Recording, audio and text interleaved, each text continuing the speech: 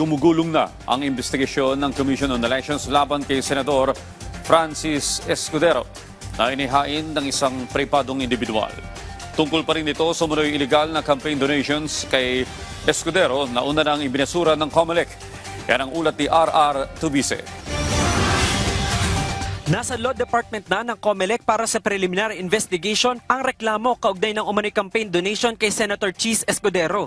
Ang ating pong pagkakaalam ay na-issue na rin po yung subpoena naman sa tatlo na contributors dahil tatandaan po natin na yung po kasing sa contributors ay hindi po siya dismiss. Ayon kay Garcia, iba ang kasalukuyang reklamo dahil may pribadong individual nang naghain ng kaso. Tatandaan po ng lahat para po magkaroon ng maliwanag na hati o distinction.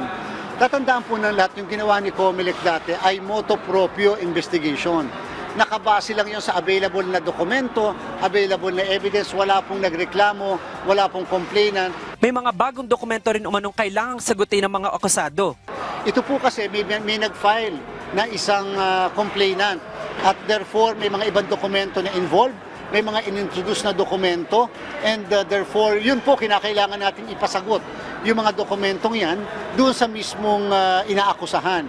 Nilinaw ni Garcia na kung may paglabag, hindi otomatiko ang disqualification dahil election offense lamang ito. Samantala, wala pang motion for reconsideration sa naunang desisyon ng COMELEC sa kaso ni Senador Rodante Marcoleta. Kinumpirma rin ni Garcia na nakikipag-ugnayan na ang ombudsman sa COMELEC para sa ilang dokumento kaugnay ng investigasyon.